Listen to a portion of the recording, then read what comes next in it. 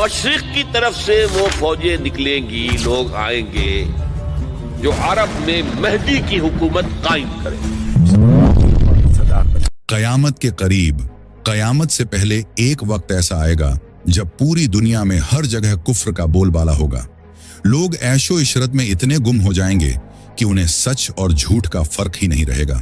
उस वक्त जमीन बंजर हो जाएगी, फूड की शॉर्टेज होगी और इंसान एक दूसरे के खून का प्यासा बन जाएगा। उस दौर में ईसाइयों का दुनिया पर गलबा होगा, रोम, शाम और तमाम ममालिक पर उनका कब्जा होगा।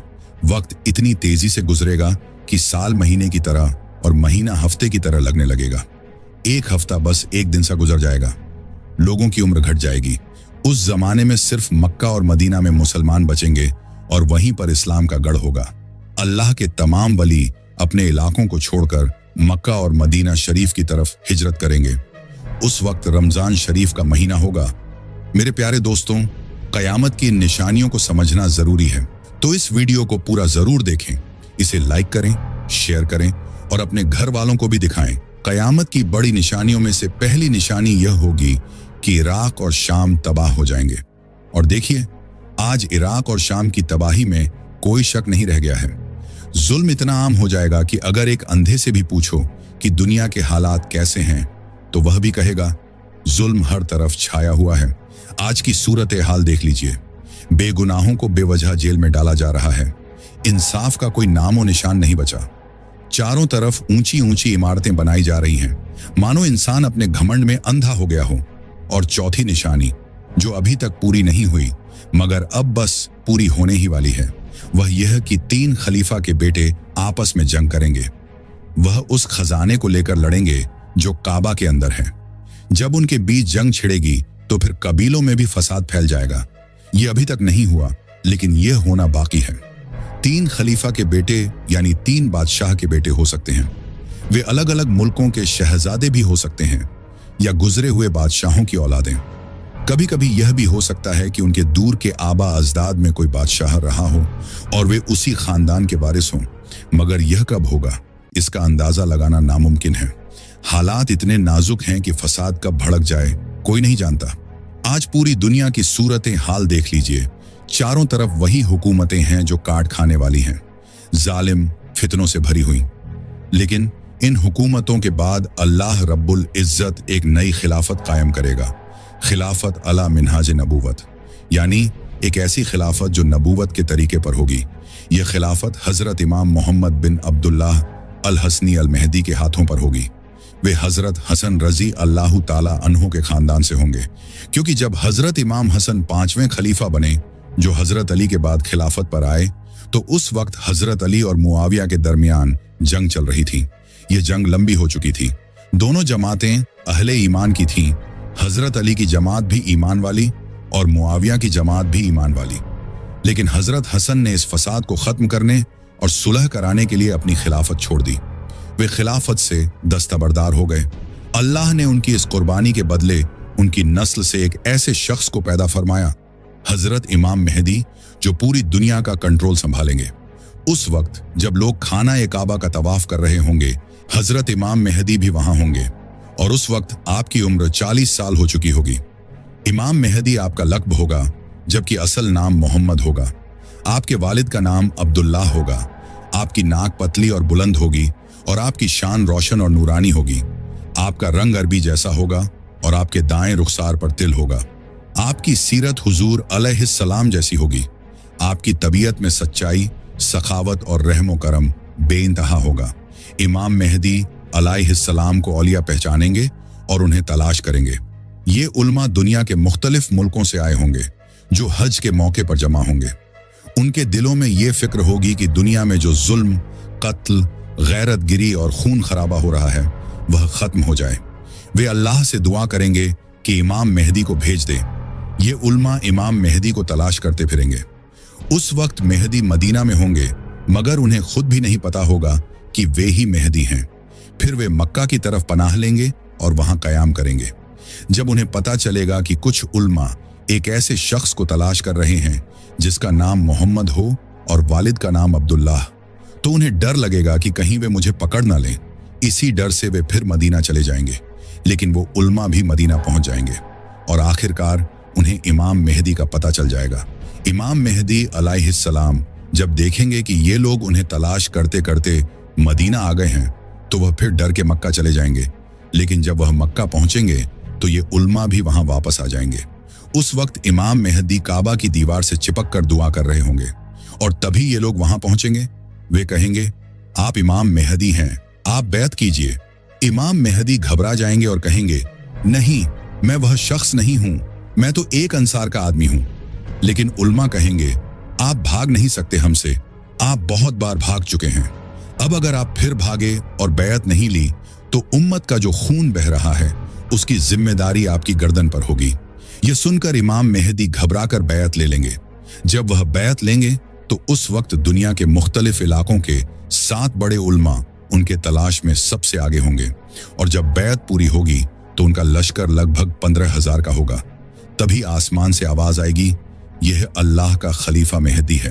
फिर पूरी दुनिया में एक शोर मच जाएगा। जाहिर है आज के दौर में यह खबर फैलना आसान होगा। सोशल मीडिया, टीवी और अखबारों के जरिए हर जगह खबर आग की तरह फैल जाएगी कि इमाम मेहदी अब जाहिर हो चुके हैं। जब वह जाहिर होंगे तो अपने जाहिर होने से पहले कोई असाधारण शख्सियत नहीं होंगे और हदीस पाक में आया है कि अल्लाह ताला एक ही रात में उन्हें खास बना देगा ताकि वह उम्मत की क़यादत कर सकें। मगर उनके खिलाफ कुरैश का एक आदमी लश्कर लेकर अहले शाम से हमला करने निकलेगा, लेकिन अल्लाह ताला उस लश्कर को मक्का और मदीना के दरमियान रेगिस्तान में गाड़ देगा। जब लोग यह मौजिज़ा देखेंगे तो शाम और इराक के नेक लोग इमाम मेहदी के पास आकर उनकी बैत करेंगे। उनकी दुआओं से सूखी जमीन हरी भरी हो जाएगी और हर तरफ खुशहाली का दौर होगा। जुल्म और सितम का खात्मा हो जाएगा। आसमान से बारिश होगी और जमीन अपनी तमाम पैदावार निकाल देगी। यहां तक कि उस दौर में जिंदा लोग तमन्ना करेंगे कि काश जो लोग पहले दुनिया से चले गए वो भी इन खुशहाल हालात को देख पाते। पूरी दुनिया अदल और इंसाफ से भर जाएगी और अमन व अमान का माहौल होगा। ये वो दौर होगा जब जमीन और आसमान दोनों इमाम मेहदी से राजी होंगे। उस दौर में जब इमाम मेहदी का ज़ुहूर हो चुका होगा, हर कोई संतुष्ट होगा। किसी को किसी चीज की जरूरत ही नहीं होगी क्योंकि इंसाफ हर जगह आम होगा। उसी वक्त इमाम मेहदी का साथ देने के लिए खुरासान से काले झंडे लहराते हुए एक फौज निकलेगी। ये फौज इमाम मेहदी की सेना के साथ जा मिलेगी और उनकी ताकत को बढ़ाएगी। आज के दौर में खुरासान का इलाका ईरान, अफगानिस्तान, ताजिकिस्तान, तुर्कमेनिस्तान और पाकिस्तान के कुछ हिस्सों में फैला हुआ है। ये सारे इलाके ज्यादातर पहाड़ी और रेतीले हैं जहां ऐशो आराम की जिंदगी नहीं है। यही वजह है कि वहां के लोगों के दिलों में दुनिया की मोहब्बत कम है। जो लोग मौत से नहीं डरते वही सच्ची जंग लड़ सकते हैं। इस वक्त के हालात के मुताबिक ये फौज अफगानिस्तान से चलने की संभावना है क्योंकि वहां इस्लामी कानून के तहत हुकूमत कायम है। अफगानिस्तान ही वह मुल्क है जिसके पास आज खोने के लिए कुछ नहीं है। जब खुरासान की फौज इमाम मेहदी की लश्कर से आ मिलेगी तो मुसलमान पूरी दुनिया को फतह करेंगे। उस वक्त जुल्म और सितम का नामो निशान मिट जाएगा और अदल व इंसाफ का दौर शुरू होगा। यह हदीस क़यामत के करीब होने वाली बड़ी जंग का जिक्र करती है जिसे मलहमा या आखिरी जंग कहा गया है। इसमें बताया गया है कि मुसलमान और रोमन्स, ईसाई आमने सामने होंगे। मुसलमान मदीना से फौज भेजेंगे और जंग में हिस्सा लेंगे। इस जंग में इतनी भयानक तबाही होगी कि आसमान में उड़ने वाले परिंदों को भी बैठने के लिए जगह नहीं मिलेगी। कत्लेआम इतना ज्यादा होगा कि 100 में से सिर्फ एक आदमी ही जिंदा बचेगा। मुसलमानों के 3 हिस्से होंगे। एक हिस्सा डर कर भाग जाएगा जिसे अल्लाह कभी माफ नहीं करेगा। दूसरा हिस्सा शहीद होगा जो अल्लाह की नजर में बेहतरीन शहीद होंगे। तीसरा हिस्सा जीत हासिल करेगा और कुस्तुनतुनिया, कॉन्स्टेंटिनोपल को फतह कर लेगा। लेकिन इसी दौरान शैतान का धोखा होगा। वह झूठी आवाज लगाएगा कि दज्जाल ने मुसलमानों के घरों पर कब्जा कर लिया है। मुसलमान घबरा जाएंगे और जंग छोड़कर अपने घरों की तरफ भागेंगे, लेकिन यह सिर्फ शैतान की चाल होगी। यह हदीस हमें बताती है कि क़यामत के करीब फितनों का दौर होगा जहां ईमान और सब्र की सख्त आजमाइश होगी। इस हदीस में क़यामत के करीब होने वाले अहम वाक़यात का जिक्र किया गया है। मुसलमान एक और जंग की तैयारी में होंगे और उसी दौरान नमाज का वक्त हो जाएगा।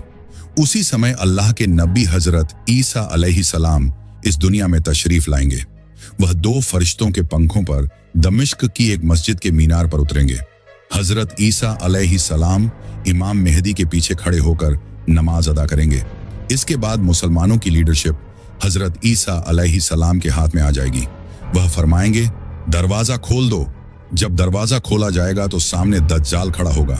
हजरत ईसा अलैहिस्सलाम दज्जाल को देखकर फरमाएंगे, मैंने तुझे इनसे दूर रखा है।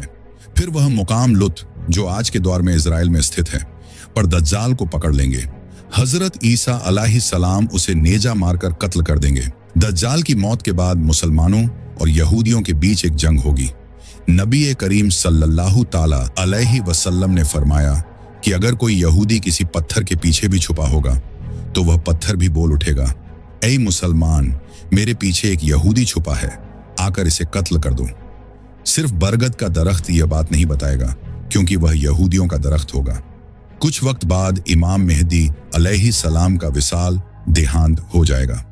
यह हदीस हमें बताती है कि आखिरी दौर में फितने और फरेब का सिलसिला चरम पर होगा, लेकिन ईमान और सब्र वाले कामयाब होंगे।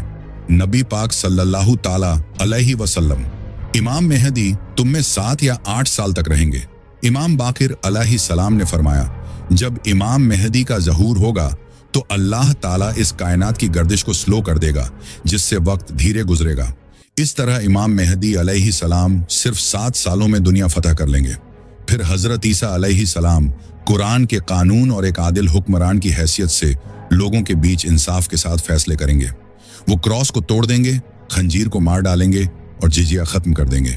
फिर याजूज माजूज का दहूर होगा और तब कयामत की निशानियां तेजी से सामने आएंगी।